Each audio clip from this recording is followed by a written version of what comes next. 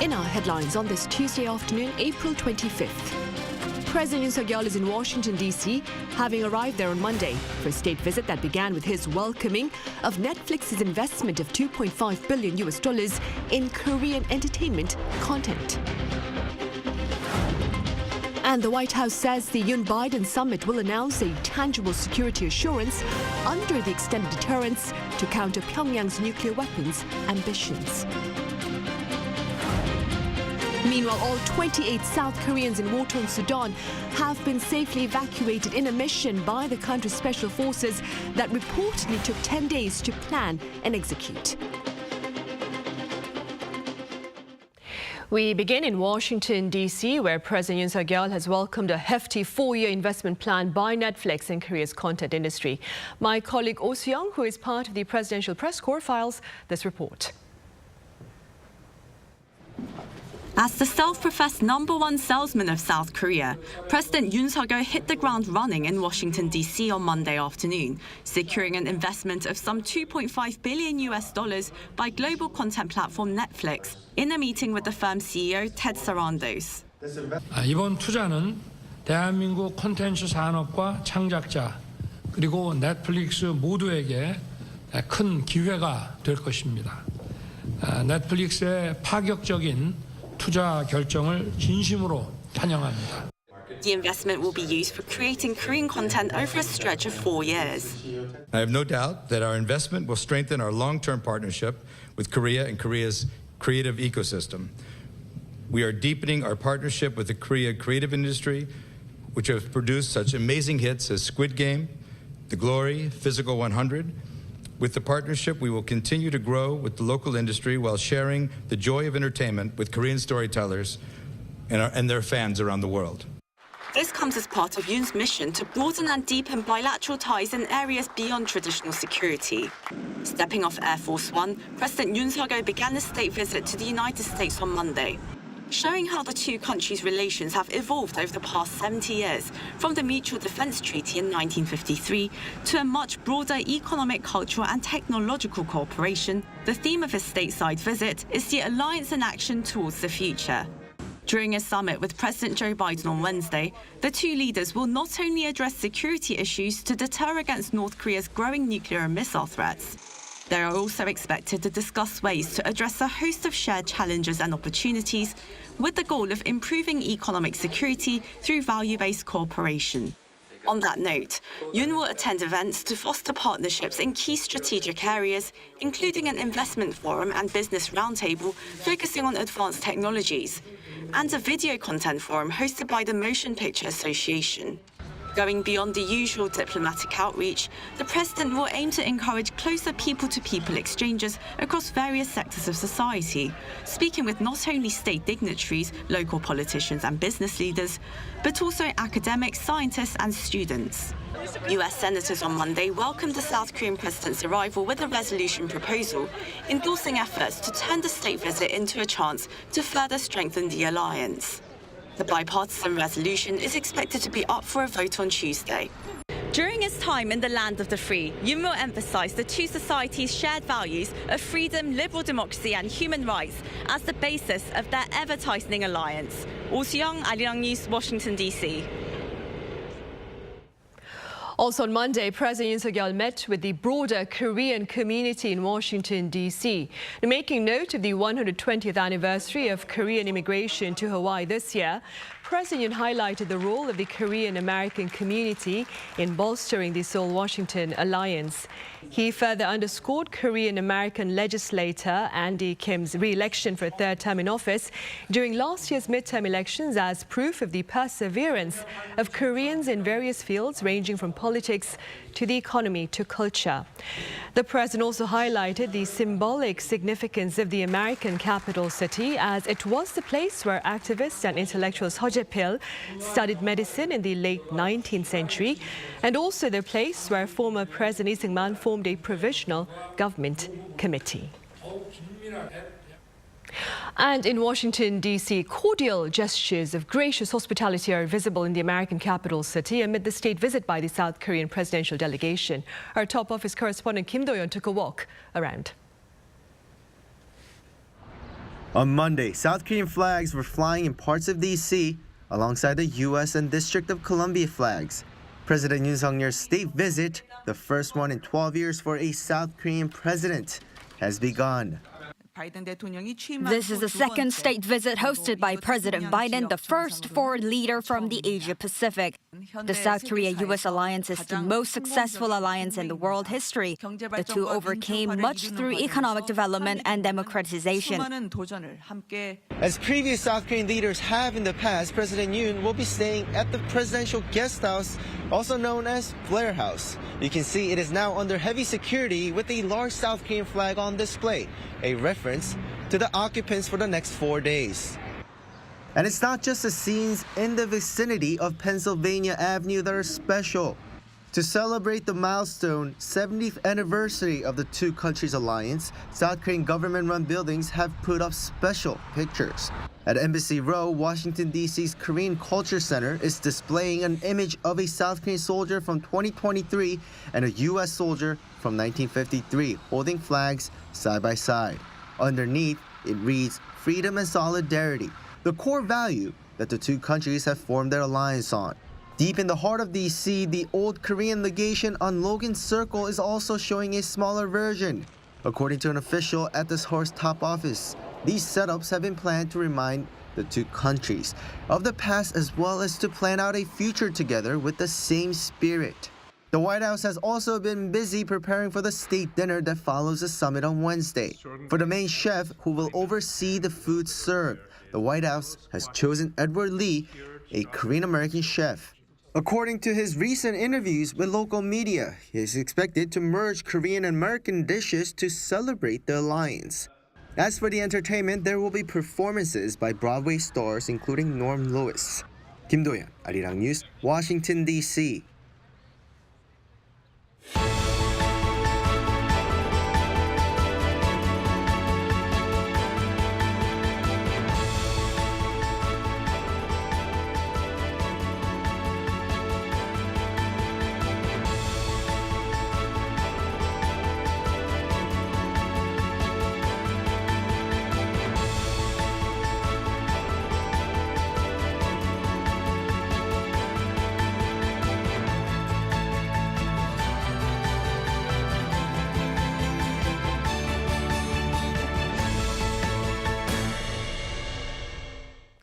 Wednesday's Yoon-Biden summit in Washington, D.C. local time will reportedly share a deterrence statement detailing U.S. commitment to security on the Korean Peninsula amid Pyongyang's nuclear brinkmanship.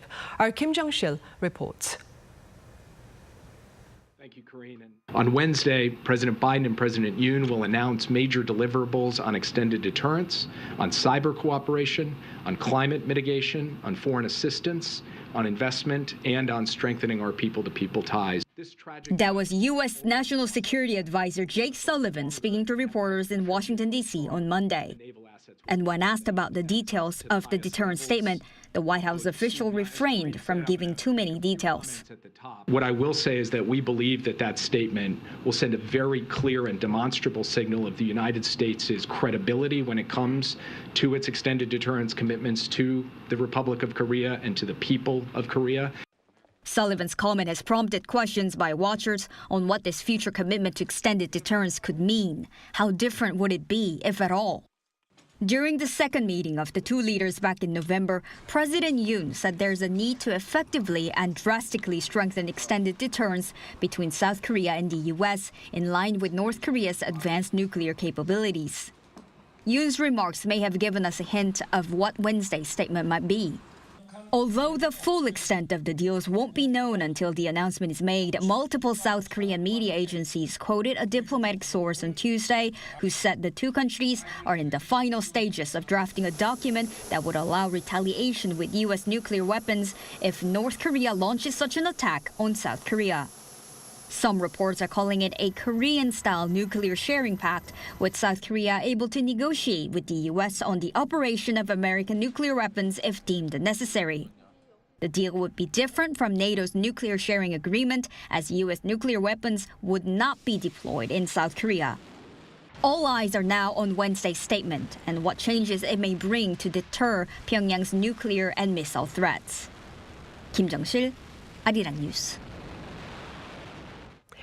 And ahead of their scheduled summit on Wednesday local time, Presidents Yoon and Biden on Tuesday will visit the Korean War Veterans Memorial to mark the past selfless sacrifices of American service members for stability and security on the Korean Peninsula. Foreign Affairs correspondent Choi Min-jung has more. Presidents Yoon and Biden, joined by the First Ladies, are set to visit the Korean War Veterans Memorial in Washington on Tuesday. The memorial commemorates more than 30,000 Americans who sacrificed their lives during the Korean War. President Yoon plans to commemorate the sacrifices of the war veterans who devoted themselves to South Korea's freedom and peace, and talk about the history and meaning of the nation's alliance through the war. He is also expected to underline the importance of advancing the alliance into the future. The presidential office also said the leaders will celebrate the 70th anniversary of the Seoul-Washington alliance, together with the grandson of highly respected General Van Fleet and the daughter of Korean war hero General Baek Sun-yup, who have been invited as special guests. President Yoon is scheduled to hold a thank you lunch with 300 figures that represent the past, present, and future of the Seoul-Washington alliance. They include Korean War veterans, families of the bereaved, and service members of the United States Forces Korea. Yoon will also be awarding the Taeguk Order of Military Merit to 3 Americans who fought for South Korea in the Korean War. This is the highest decoration for military bravery and valor awarded by the South Korean government. The 3 awardees are retired Army Colonel Ralph Puckett, who led the 8th Army Ranger Company during the battle for Hill 205, retired Navy Captain Elmer Royce Williams, known for his solo dogfight with 7 Soviet pilots, and late First Lieutenant in the Marines, Baldomero Lopez, who saved his subordinates' lives by smothering a hand grenade with his own body during the Incheon landing. The award will be handed to a nephew on behalf of the late Lieutenant Lopez. This state visit appears to put great emphasis on the 2 countries' security alliance, as this is the first time for a South Korean president to award a military order outside the country. Choi Min-jung, Arirang News. Also on Tuesday, President Yeol will be visiting NASA's first space flight center amid hopes for greater collaboration on space ventures. Our Shin Ha-young has more. Strengthening space cooperation is one of the centerpieces of the South Korea-U.S. summit. To expand into the space economy, South Korea's government has been long working with the U.S., the world's top nation in the space sector.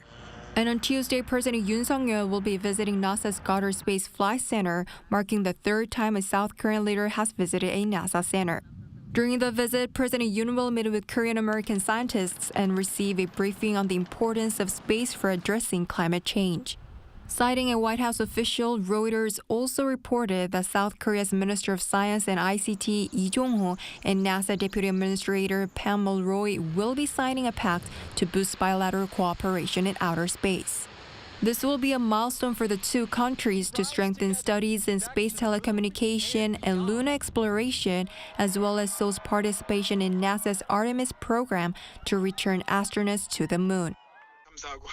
South Korea signed up to participate in a program to explore the moon and Mars about 2 years ago, but it was a belated contract, so the country has barely contributed to the program. So we expect the government to discuss ways to strengthen this partnership.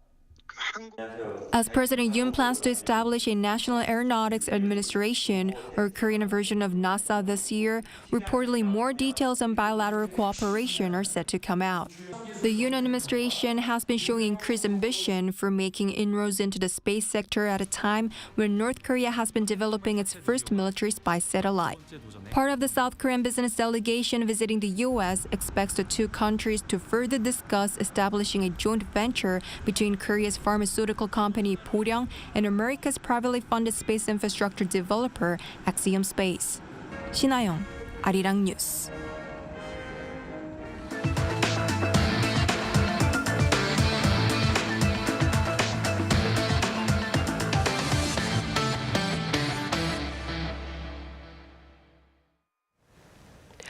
All 28 South Koreans previously in war-torn Sudan have been evacuated. Our defense correspondent Kim Hyun-sung has more on that mission.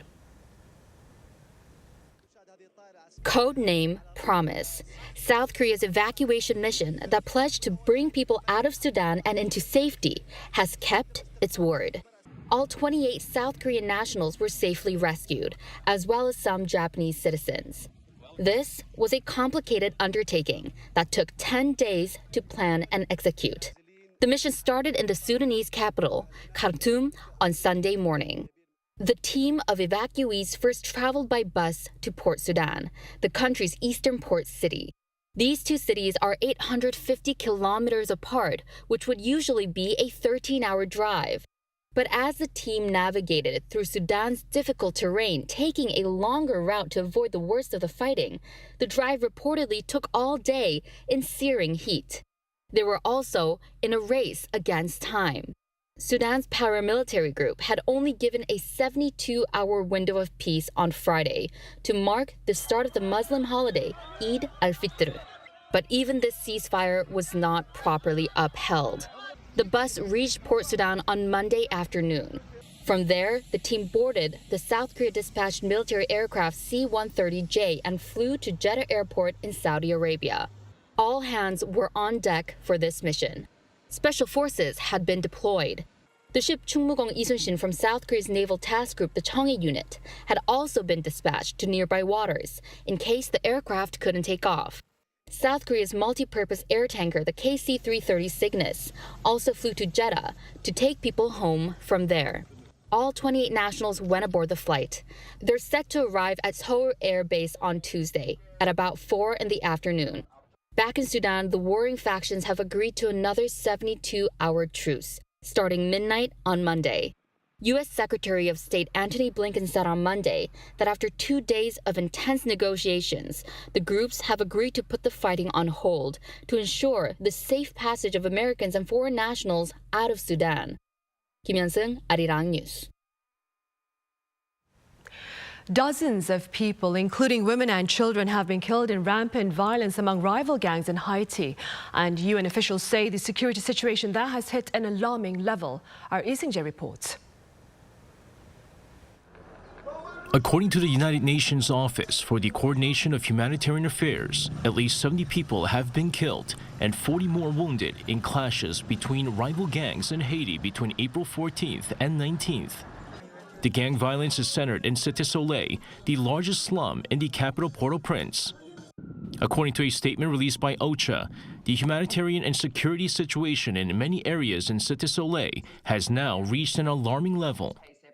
It stressed that women and children are especially exposed to the ongoing gang violence, with reports saying that 18 women and 2 children are among the dead. The violence has limited the movement in and out of Cité Soleil, while also cutting off access to essential goods and services. It's also led to the closure of many schools and health centers in the area.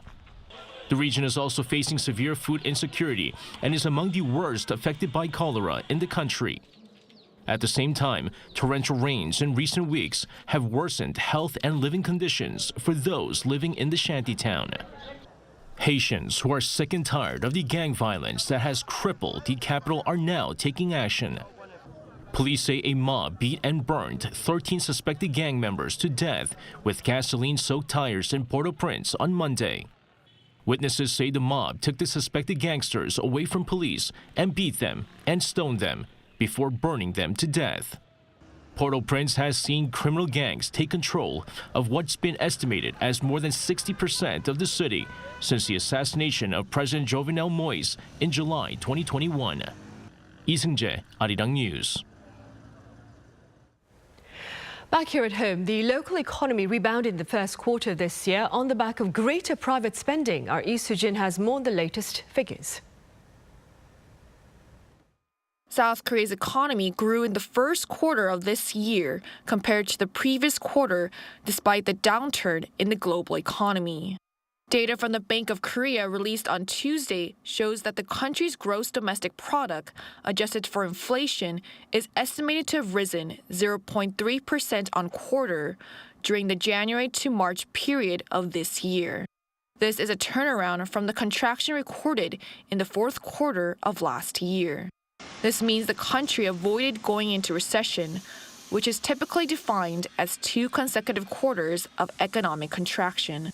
The country's GDP had been growing since the third quarter of 2020 before contracting in the fourth quarter of last year due to plunging exports, a key driver of the Korean economy. The central bank attributed the growth in the first quarter to a recovery in private consumption. Private consumption rose by 0.5% thanks to an increase in spending on recreational activities, restaurants, and accommodation. Investment in construction also increased by 0.2%. Facility investment, on the other hand, shrank 4% as demand for semiconductor equipment and machinery dropped. Meanwhile, South Korea's gross national income, the total amount of money earned by people and businesses, also rose 0.8% as prices of major imported goods, such as natural gas, fell. The Bank of Korea hinted that it may adjust downward its 2023 economic growth projection, currently at 1.6%. As of now, the annual growth projection is likely to be revised down slightly due to uncertainties surrounding the recovery in the IT sector and the delayed economic impact from China's reopening. The nation has seen an on-year decline in outbound shipments since October last year due to the ongoing slump in the semiconductor industry and has logged a trade deficit since March last year. 이수진, Arirang News. Chilean Energy Minister Diego Pardo Lorenzo believes green hydrogen is the way forward for joint ventures between South Korea and Chile. Our business correspondent Arirang covers his remarks. South Korea has envisioned a clean hydrogen ecosystem that it wants to build with Chile.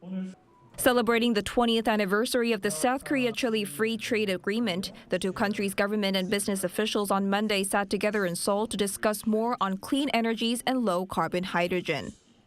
Chile is a country with high competence in hydrogen production with rich sources in solar and wind energy.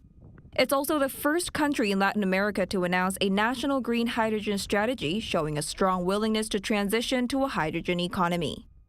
Hydrogen is a way basically of storing energy, and there are some industries in which hydrogen is going to be able to decarbonize those heavy industries. So both for industries and for mobilities, hydrogen is a complementary tool to the ones that we already have.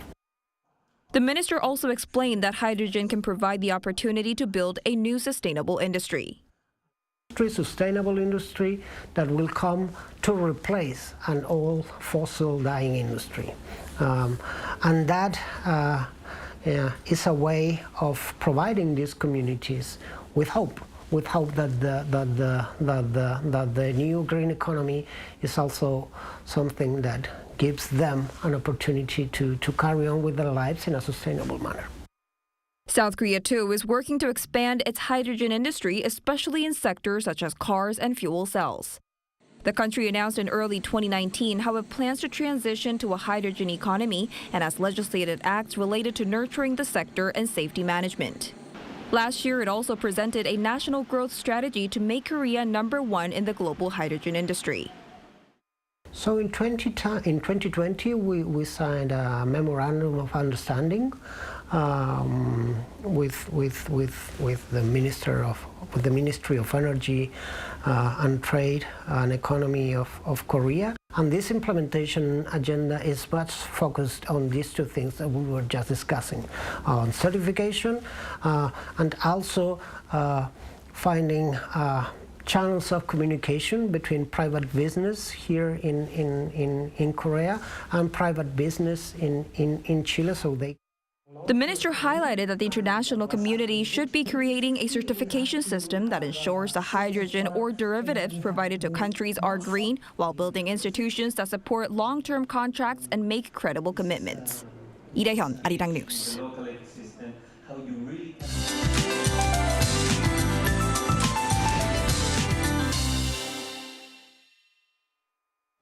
Good afternoon. Nationwide spring rain is soaking the entire country. The capital will see sprinkles, which won't be enough to ease the dryness in the air. A dry advisory remains in place here. Meanwhile, Jeju Island could see up to 30 millimeters of rainfall into tonight. We also need to dress a bit more warmly as that rain brings down the highs to the much cooler side.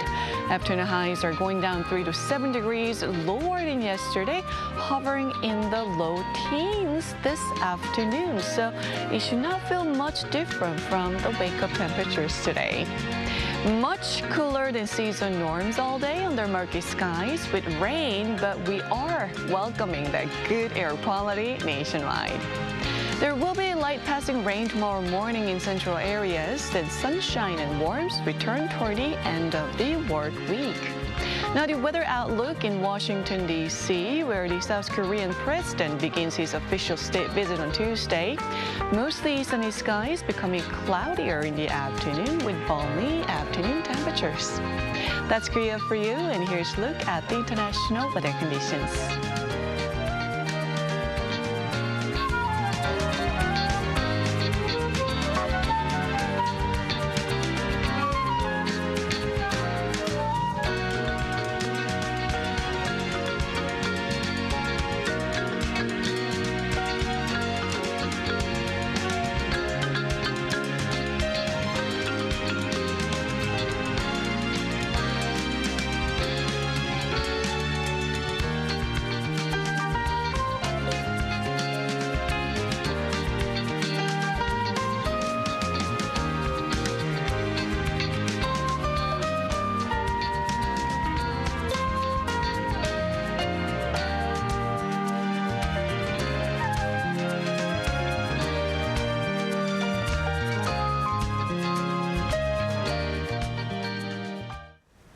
And those are the headlines at this hour, but do stay with us for our panel session coming up next. Thank you for now.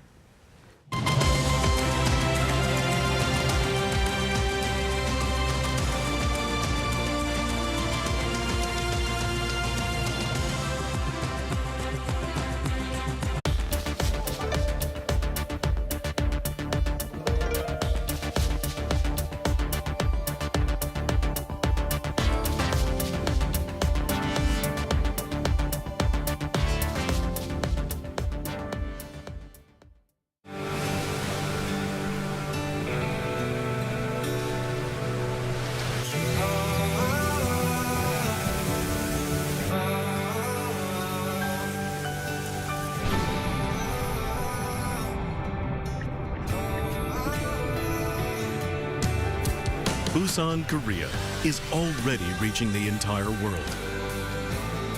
Like ocean waves that travel far and wide.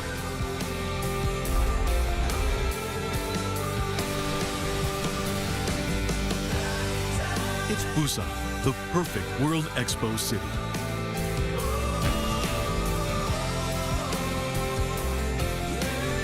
Transforming our world, navigating toward a better future.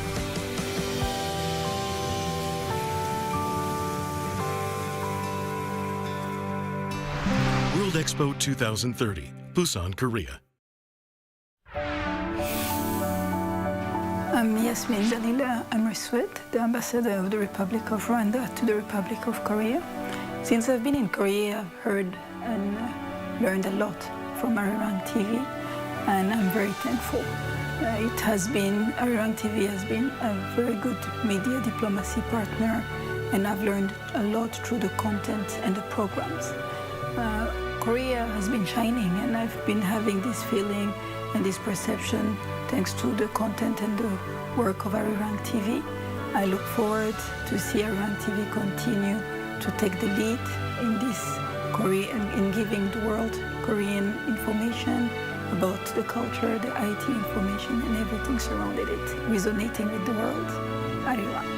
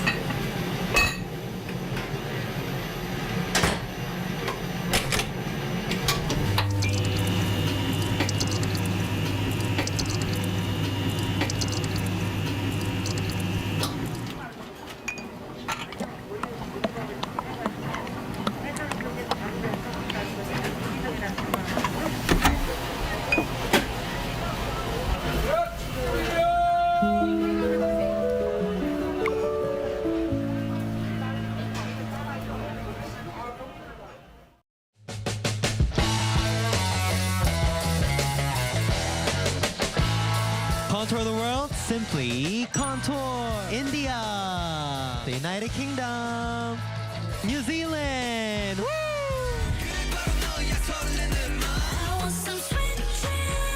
I'm excited. You excited? Of course. Yeah.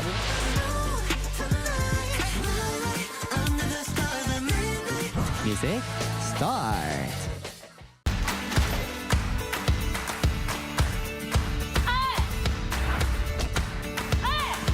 한번 2분.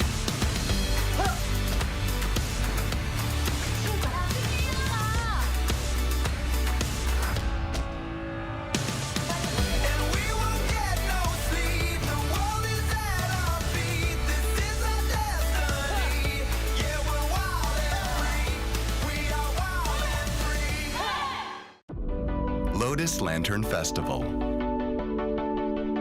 Let the festival begin.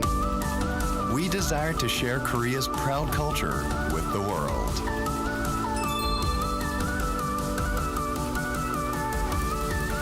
So that people can have a time of healing just by watching and become happy as they enjoy the festival. So that joy can stay in their hearts the moment they encounter our festival. That is the reason we want to share our culture with the world. Welcome to Lotus Lantern Festival, Seoul, Korea.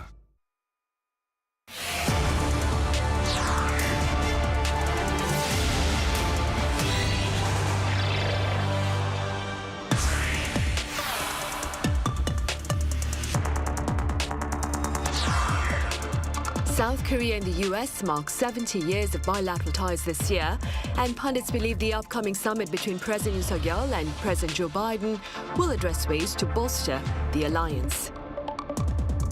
So how has the South Korea-US alliance evolved over the years? What are some of the pressing issues on the security front for Seoul and Washington?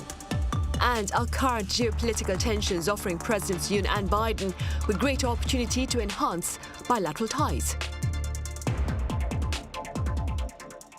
Welcome to Issues and Insiders. Today we address the security concerns shared by Seoul and Washington amid the current geopolitical tensions. For more on this, I have Dr. Kim Yang-gyu at the East Asia Institute. Dr. Kim, it's a pleasure to have you with us. Thank you. I also have Professor Terence Rerick at the U.S. Naval War College live on the line as well. Professor Rerick, thank you for being with us. Thank you very much. Pleasure. Right. Dr. Kim, perhaps we'll start with you.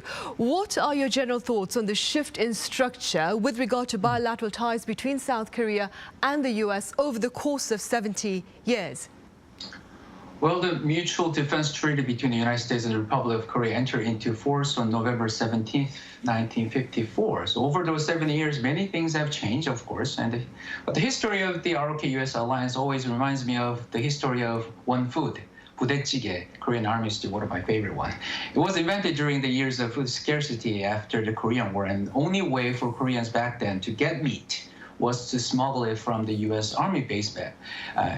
So the food was created for survival, and the ingredients included whatever American soldiers had left over. However, now the food is one of the most popular Korean cuisine, and it's not very difficult to find pictures of this food on pop stars' Instagrams, and is even served at a Michelin star restaurant. The ingredients of today's budae include tofu, spring onions, mushrooms, and baked beans. And I think ROK-US alliance is pretty much the same. It was created for the survival of South Korea by deterring North Korean invasion. It was mainly a military alliance that had not much value to Washington except for its role as an outpost, stopping the domino of the capitalist war from falling. But it has expanded to an economic alliance in 2007 with the conclusion of ROK-US FTA, a comprehensive strategic alliance in 2009, and now it has become an alliance of technology and value. So the scope of ROK-US alliance today covers extensive issues stretching from conventional and nuclear deterrence to supply chain resilience and climate change. I think this is mainly due to the surge of South Korea's national capability. And 70 years ago, South Korea's GDP per capita was below $100, but now it is over $35,000. And South Korea is one of the top 10 military and economic powers in the world. Its movies, music, drama fascinate the world. So I think it is global pivotal state indeed in numerous fields, and I believe the significance of the bilateral alliance will only increase given that the need to check the geopolitical challenges in East Asia intensifies especially after the war in Ukraine. Right, indeed. And may I say, Dr. Kim, I love your comparison to Pudicige and the alliance. Professor Rurik, this particular summit, it's also expected to touch upon the strengthening of strategic alliances, including those of technology and information. What do you believe is the importance of these initiatives? Well, I think that again, that when you look at the history of the alliance, it had been, the foundation of the alliance is about security, about defending South Korea and the defense commitment that is part of that. But as the years have grown or have gone, the alliance has expanded significantly in its scope and set of issues. And so the fact that this particular summit is going to spend certainly a good bit of time on security, but also a lot on information, on technology. I think that is a tremendous sign of how this relationship has grown over the years and become much more of a partnership, if you will, on so many different levels. And I think when you look at the joint statement from some of the last summit meeting between President Yoon and President Biden, and what's likely to be the case for this particular joint statement, it is going to be very impressive to see how many items are on that list that are economic related, that are tied to innovation and other sorts of aspects of that. The U.S. and South Korea are tremendous economic players and innovators in so many different fields. And I think that is another strength of the alliance that you will see reflected in this summit.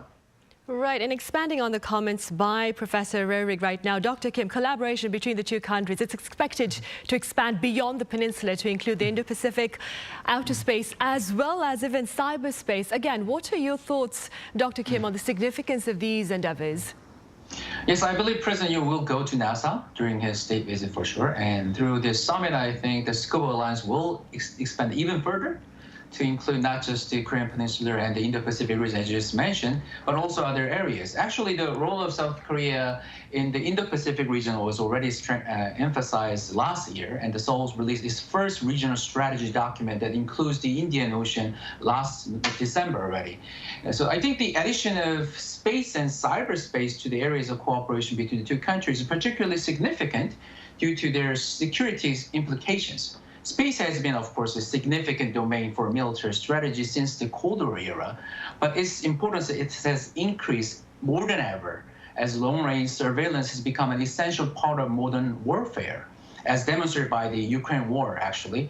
And without the U.S. provision of key intelligence about the enemy locations of the Ukraine government, I don't think the outstanding success of the Ukraine forces would have been possible even.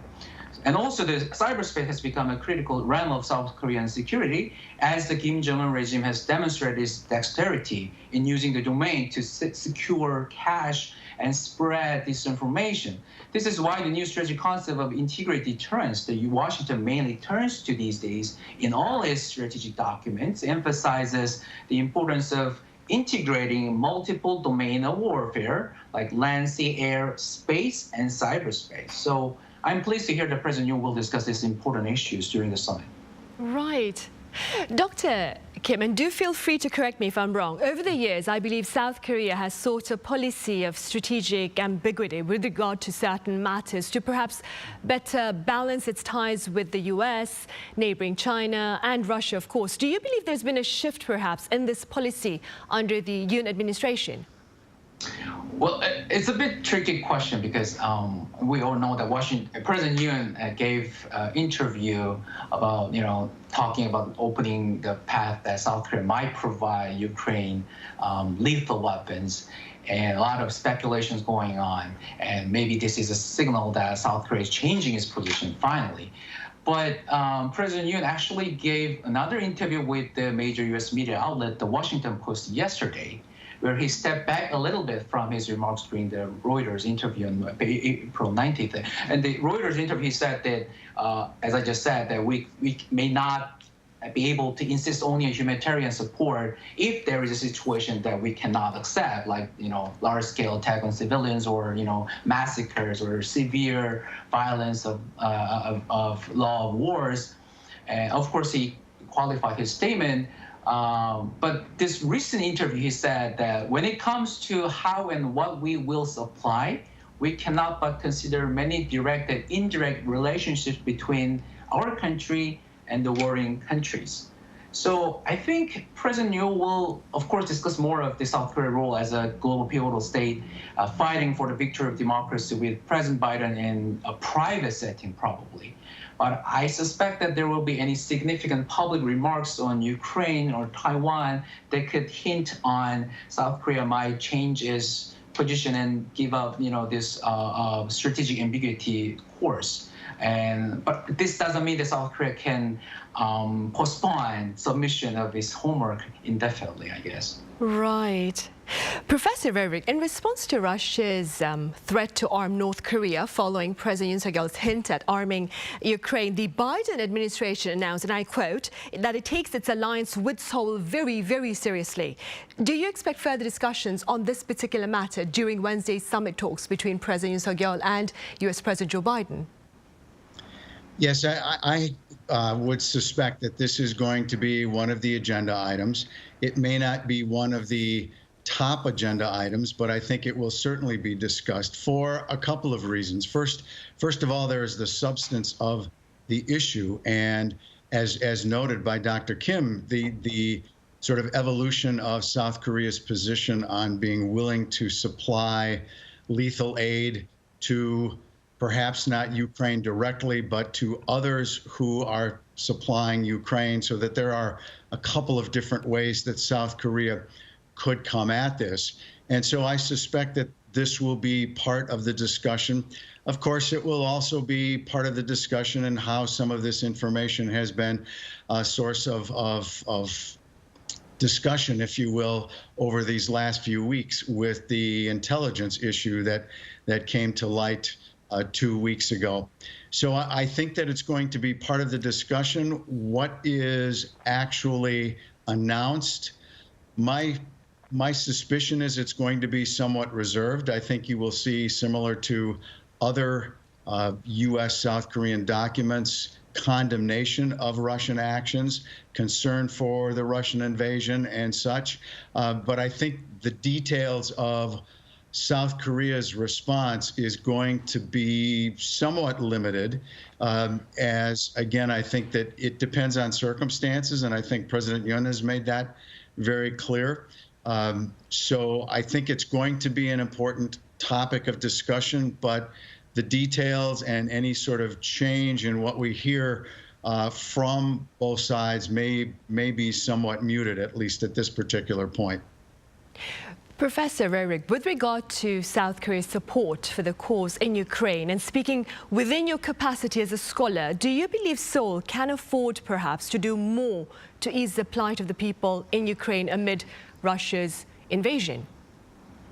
Yes, and thank you for mentioning that, because I do not speak for the U.S. government, as I am just an independent academic. So I think there are really sort of two dimensions to this question. On the one hand, a lot of focus has been put on the military side, direct military aid to Ukraine or to others who support the Ukraine war effort and their brave effort to resist Russian aggression. But there's also another side in that South Korea has done a good bit of work and certainly can be a very important player going forward, and that is on the humanitarian aid side. Sadly, it is looking like this conflict is going to drag out for some time. And so there is going to be a continued need to help the Ukrainian people work through this tragedy now, and whatever is going to come in the near term and longer term, there is going to be a tremendous need for rebuilding and for financing to help the Ukrainians try to restore some semblance of what normalcy looked like prior to the invasion. And there, South Korea has a great deal of expertise and finances that it can help with others to bring to the Ukraine issue, to help Ukrainians deal with the issue, to help rebuild the country from this very sad set of events. Right, indeed. Dr. Kim, there's also been a bit of a war of words, if I may, between Seoul and Beijing over President Yoon's remarks with regard to Taiwan during his interview with Reuters. In what direction will discussions to this end perhaps flow during Wednesday's summit between the two leaders? Indeed. The war of words between the two sides first started when Chinese Foreign Ministry spokesperson Wang Wenbin responded to President Yoon's comments during the Reuters interview, as you just mentioned that, where he said the tensions in the Taiwan Strait is due to the attempt to change the status quo by force, and the Chinese spokesperson responded that Beijing would not allow others to meddle by word on Taiwan issues. And even the Chinese Foreign Minister Qin Gang reiterated the words of President Xi Jinping that anyone who plays with fire over Taiwan issue will eventually get burned. And so this did amount to the level of diplomatic discordancy, actually. And considering the tone of the U.S. State Department spokesperson who said, we urge Beijing to cease its military, diplomatic, and economic pressure against Taiwan, I think this issue will be discussed seriously during the ROK-US summit. However, as I just mentioned about the Ukraine case, I do not believe there are going to be any significant change in the language regarding the issue will be found in the public version of the joint statement. And President Yoon did not mention the Taiwan issue in the most recent interview that I just mentioned, although he changed his tone a little bit on the Ukraine issue, as I just mentioned. So I guess the South Korean President office tries not to escalate this war of words further. And I think in principle, Seoul still maintains the strategic ambiguity course, and Washington will respect that for now, I guess. Right. And Professor Rere, here's a general question. What are the prospects of perhaps heightened hostility from China and Russia following summit between President Yoon Suk-yeol and US President Joe Biden? Well, I think it depends on what comes out of the summit, what sorts of details are part of that. My initial sense is that I'm not sure much is going to change one way or the other, as some of that course has been set to some degree. But in regards to the China piece, to echo Dr. Kim's thoughts, I think that you are likely to see relatively little specific statement or change to the statements that have been in U.S.-South Korea documents in the past, and that is that the likely sentence about that both sides are concerned about peace and stability in the Taiwan Strait. And, you know, that's a fairly consistent statement, again, along the lines of strategic ambiguity from a South Korean perspective. But I think it's important to note that South Korea has a tremendous interest in that particular issue not evolving into a greater level of conflict. And if that were to happen, that would be a tremendous blow to commerce and economic interests in the region, to broader peace and stability. It would have potential impacts for security on the Korean Peninsula. And so I think it is wise and appropriate for South Korea to make statements in regards to wanting to see continued peace and stability on the peninsula. Regarding Russia, that's a little different situation. I would fully expect in the joint statement that there will be at least a few more specifics about calling out Russia on its actions and concern for its impact on international law and norms and those sorts of things. But I think that in a number of respects that the die has been cast in regards to South Korea-Russia relations already. And if there is, in fact, any movement on South Korea's position regarding sending munitions and other arms to perhaps not Ukraine directly, but to other states that might somehow bring it to or send it to Ukraine, I doubt you're going to see much in the way of detail in any sort of summit proceedings or summit statements, but it will be interesting to see in the months ahead how South Korea's position may actually change in action in regards to the follow-on of President Yoon's statements and where this position and posture may actually change from South Korea's perspective or not. Right, I suppose we'll just have to wait and see then.